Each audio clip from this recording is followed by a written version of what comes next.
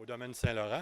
Je suis avec un autre passionné de voitures anciennes, un collectionneur, M. Maurice Duplessis de Stoke, qui est venu ici sur les terrains avec un magnifique Pontiac Star Chief 1956, une voiture tout à fait remarquable, avec une restauration presque parfaite, sinon très parfaite.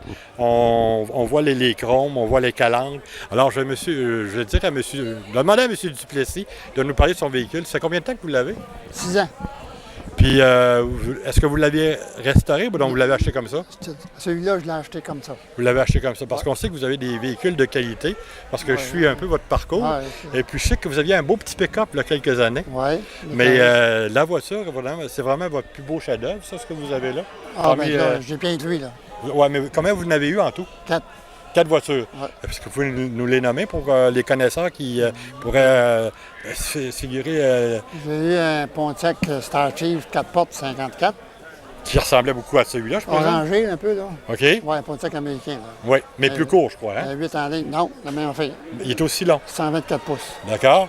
Et puis, le petit pick-up, c'était quoi, lui? Pick-up. Après ça, j'ai eu un Pontiac 54 convertible, rouge cerise, là. OK. Américain, 8 en ligne.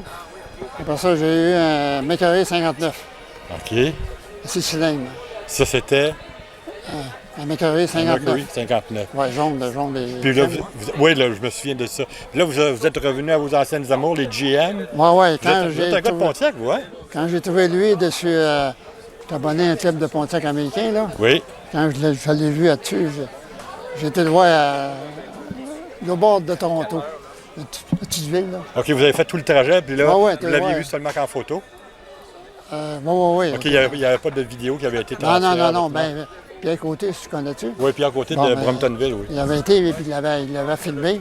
OK. Il est venu me montrer ça. Après ça, on a monté ensemble. Là, il vous avait tombé dans l'œil, là. Il était la même couleur, il n'y avait aucune différence. Vous l'avez vu comme ça. J'ai monté là, puis je l'ai acheté, puis je l'ai fait venir dessus un transport. Naturellement, lorsqu'on fait venir un véhicule autre qu'au Québec, ça demande une inspection générale. Oui.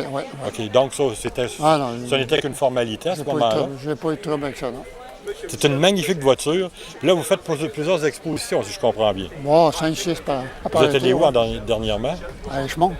Vous étiez à Richemont, tout près de chez vous. Oui, dimanche passé. On descend le 4 de Stoke, puis on se retrouve J'ai été à Chambly et tout, l'autre fois. Là. Oui, je vous ai vu à Chambly. Oui, ça va être. Et puis là, cette voiture-là, vous l'avez eue, vous me disiez, depuis 4 ans? 6 ans. 6 ans? Oui. Et puis, vous n'avez pas eu de réparation majeure à faire ou quoi que ce soit? J'ai changé les cylindres à briques parce que je trouvais qu'il était encassé un petit peu. Ça brique pas bien. Puis c'est une voiture qui a une bonne tenue de route? Ah oui. Ça va très bien, ça.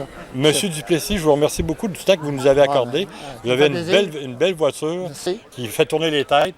En terminant, la majorité des commentaires qui reviennent lorsque les gens voient votre voiture, c'est quels sont les commentaires? Ils la trouvent belle, ils la trouvent rare. Hein. C'est ça, surtout la rareté. Le modèle des Pontiac n'a pas gros.